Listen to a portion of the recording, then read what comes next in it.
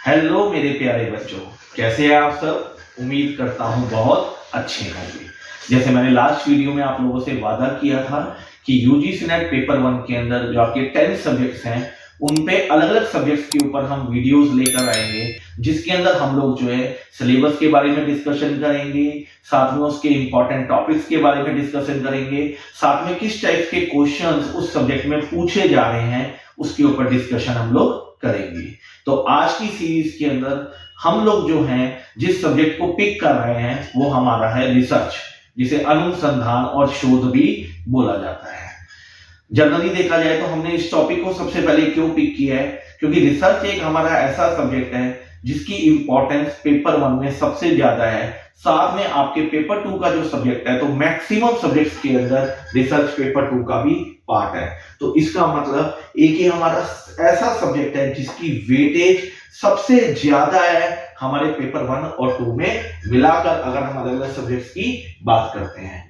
और आने वाले टाइम में सबसे ज्यादा इंपॉर्टेंस जो हमारी लाइफ में सब्जेक्ट रखने वाला है वो भी रिसर्च ही है। तो इसलिए आज हम इस सब्जेक्ट के ऊपर डिटेल में डिस्कशन करने वाले हैं। तो कोशिश कीजिएगा वीडियो एंड तक देखिएगा, क्योंकि ये कहीं ना कहीं आपके एग्जाम पॉइंट ऑफ व्यू से बहुत ज्यादा इंपॉर्टेंस रखने वाला है।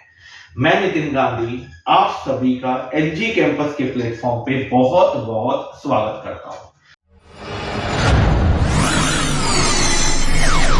चलिए अब हम आगे बढ़ते हैं। अगर आपने चैनल को अभी तक सब्सक्राइब नहीं किया तो आप सब्सक्राइब कर लीजिए, क्योंकि यूजीसी नेट से रिलेटेड इंफॉर्मेशन हम टाइम टू टाइम इस चैनल पे लेकर आते रहते हैं। चलिए अब हम रिसर्च की तरफ बढ़ते हैं। सबसे पहले अगर हम बात करें रिसर्च के सिलेबस की, देखिए मैं जो सिलेबस आपको बता रहा हूं वो आपके पेपर में जो क्वेश्चंस आ रहे हैं उसके अकॉर्डिंग बता रहा हूं, क्योंकि आपके नेट में जो सिलेबस डिफाइन किया गया है उसको बहुत ज्यादा क्लियरली डिफाइन नहीं किया गया है और बहुत सारे टॉपिक्स उसके अंदर अच्छे से डिफाइन नहीं किए गए जो आपके एग्जाम में पूछे जा रहे हैं। तो मैं आपके पेपर के पॉइंट ऑफ व्यू से जो क्वेश्चन जिस तरीके से आ रहे हैं उसके अकॉर्डिंग सिलेबस को डिफाइन कर रहा हूं। सबसे पहले अगर हम बात करें तो रिसर्च में हमें क्या स्टडी करना है, रिसर्च की डेफिनेशन क्या है, रिसर्च का बेसिक कॉन्सेप्ट क्या है, नेक्स्ट रिसर्च के कैरेक्टरिस्टिक्स क्या है, रिसर्च के ऑब्जेक्टिव्स क्या है। अगर हम अगले देखें, नेक्स्ट देखें तो रिसर्च के टाइप्स आपके क्या है, रिसर्च का प्रोसेस आपका क्या है, रिसर्च एथिक्स क्या है, आईसीटी का यूज जो है उसका जो एप्लीकेशन है वो रिसर्च में क्या है। इवन अगर हम बात करें तो थीसिस और आर्टिकल राइटिंग के बारे में भी डिस्कशन करते हैं, कहीं ना कहीं रेफरेंस स्टाइल्स के बारे में भी इसमें डिस्कशन हम लोग करते हैं, क्योंकि ये वो टॉपिक्स हैं जो हमारे लिए पढ़ने बहुत जरूरी है। बट इसके अलावा और भी टॉपिक्स हैं जिसमें से क्वेश्चंस आपके पेपर में पूछे जा रहे हैं, जैसे हाइपोथेसिस या फिर सैंपलिंग। ये भी हमारे हॉट टॉपिक्स हैं जिनके क्वेश्चंस आपको एवरी टाइम आपके एग्जाम में मिलने वाले हैं। तो जैसे हमने बात किया, ये तो था सिलेबस। इस पूरे सिलेबस के अंदर अगर हम देखें तो मोस्ट इंपॉर्टेंट टॉपिक या जो हमारे हॉट टॉपिक्स हैं वो क्या है, एक क्वेश्चन आपको रिसर्च के कॉन्सेप्ट के ऊपर जो है अलग से मिलेगा ही मिलेगा, एक क्वेश्चन आपको रिसर्च के कैरेक्टरिस्टिक्स या फिर ऑब्जेक्टिव्स के ऊपर मिलेगा पेपर में, दो क्वेश्चन कम से कम आपको रिसर्च के टाइप्स पे मिलने वाले हैं। इवन अगर हम बात करें तो एक क्वेश्चन आपको रिसर्च के प्रोसेस पे भी मिलेगा।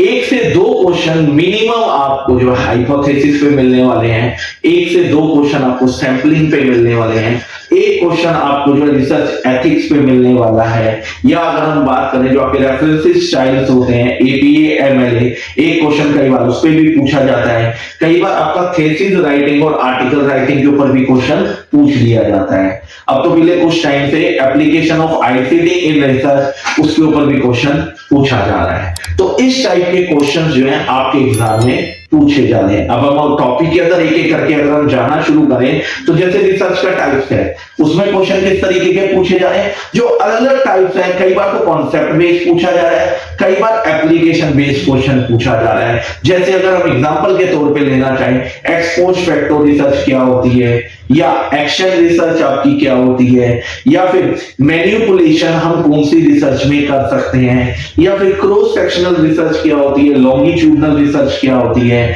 या अगर हम बात करें तो हिस्टोरिकल रिसर्च क्या होती है, या डिस्क्रिप्टिव रिसर्च क्या है, फंडामेंटल रिसर्च क्या है। रिसर्च के जो ये टाइप्स हैं इसके अंदर कई बार उसके कॉन्सेप्ट बेस्ड क्वेश्चन को पूछा जाता है, कई बार एप्लीकेशन बेस्ड क्वेश्चन को पूछा जाता है। नेक्स्ट अगर हम देखें तो रिसर्च का प्रोसेस, उस पे भी अलग से क्वेश्चंस आपका आ रहे हैं। पहले जो क्वेश्चंस आते थे वो एक जनरल रिसर्च का जो प्रोसेस होता है उस पे पूछे जाते थे, बट अब वो क्या करना शुरू कर दिया है, जो हमारे टाइप्स होते हैं रिसर्च के, कई बार उसके प्रोसेस के ऊपर भी वो लोग जा रहे हैं। कई बार वो इस तरीके से भी पूछ लेते हैं कि आपकी जो डिसर्टेशन होता है उसके स्टेप्स क्या होते हैं, या फिर आप जो थीसिस लिखते हैं उसके स्टेप्स क्या होते हैं। इस टाइप का क्वेश्चन भी अब आपके एग्जाम में पूछा जा रहा है। इवन अगर आप देखेंगे तो कई बार आपको एथिक्स में से क्वेश्चन मिलता है, जो मिसकंडक्ट ऑफ रिसर्च है वो क्या है, या उसमें जो टर्म्स होती हैं हमारी जैसे प्लेगरिज्म वगैरह जो टर्म्स हैं उन टर्म्स पे भी कई बार अलग से क्वेश्चन भी आपका वो पेपर में पूछ लेता है। इवन अगर आप अपने एग्जाम में देखें तो जो रेफरेंस स्टाइल्स है, एपीए हो गया, एमएलए हो गया, उनके ऊपर भी अलग से क्वेश्चन आप लोगों का पूछा जा रहा है। तो इस टाइप के आपके जो क्वेश्चंस हैं वो एग्जाम में पूछे जा रहे हैं। बट अगर हम देखें कुछ और टॉपिक्स भी हैं जिनके क्वेश्चन आपके एग्जाम में आ रहे हैं, जैसे हाइपोथेसिस। हाइपोथेसिस के अंदर से जो क्वेश्चन पूछा जा रहा है वो हाइपोथेसिस का डेफिनेशन बेस्ड भी पूछा जा रहा है। हाइपोथेसिस की जो टाइप्स हैं, टाइप्स में से भी क्वेश्चन पूछा जा रहा है। इवन अगर आप देखें तो हाइपोथेसिस के अंदर जो है उसके अंदर जो एरर्स होती हैं हाइपोथेसिस की उस पे भी पूछा जा रहा है। इवन पिछले 1-2 अटेम्प्ट से अगर हम देखें तो हाइपोथेसिस टेस्टिंग के ऊपर भी क्वेश्चन अलग से पूछा जा रहा है कि कितने टाइप के टेस्ट होते हैं, या जो अलग अलग टेस्ट हैं उनके ऊपर भी क्वेश्चन आपसे पूछा जा रहा है। इवन हाइपोथेसिस टेस्टिंग का प्रोसेस क्या है उस पे भी क्वेश्चन आना शुरू हो चुका है। उसी तरीके से अगर हम देखें तो हमारा नेक्स्ट टॉपिक क्या है, सैंपलिंग। सैंपलिंग में जो क्वेश्चंस आ रहे हैं वो या तो सैंपलिंग के अंदर जो हम टर्म्स स्टडी करते हैं बहुत सारी, जो है चैप्टर को स्टार्ट करने से पहले, जिस तरीके से रिप्लेसमेंट क्या होता है, विदाउट रिप्लेसमेंट क्या होता है, या फिर सैंपलिंग यूनिट क्या होता है, सैंपलिंग फ्रेम क्या होता है, पॉपुलेशन क्या है, सैंपल क्या है, स्टैटिस्टिक्स क्या है, पैरामीटर क्या है, इसमें से भी क्वेश्चन कई बार पूछा जा रहा है। इवन जो सैंपलिंग की टेक्निक्स और मेथड्स हैं, दैट इज प्रोबेबिलिटी और random technique and non probability और नॉन रैंडम टेक्निक्स, इनके ऊपर भी क्वेश्चंस अलग से आपका पूछा जा रहा है। कई बार जो सैंपलिंग का प्रोसेस है उस पे भी पूछा जा रहा है। इवन सैंपलिंग एरर और नॉन सैंपलिंग एरर के ऊपर भी क्वेश्चन आपका एग्जाम में पूछा जा रहा है। तो इस टाइप के आपके क्वेश्चन हैं जो कहीं ना कहीं रिसर्च पे पूछे जा रहे हैं। तो जब आप स्टडी करें तो कोशिश करें इन टॉपिक्स को बिल्कुल भी मिस नहीं करना, क्योंकि पेपर में इनकी इंपॉर्टेंस एक लेवल से ज्यादा है। फिर भी आपको लगे कोई डाउट है जो आप मेरे से पूछना चाहते हैं तो आप नीचे कमेंट बॉक्स में मेरे से पूछ सकते हैं। बाकी मैं कोशिश करूंगा ऐसी अलग अलग यूनिट्स की वीडियोस भी मैं लेकर आपके लिए आऊं, और साथ में जो मोस्ट इंपॉर्टेंट हॉट टॉपिक्स हैं उनके ऊपर भी हम अलग से वीडियोस बनाएं जो एग्जाम में कहीं ना कहीं आपको बहुत ज्यादा हेल्पफुल रहे।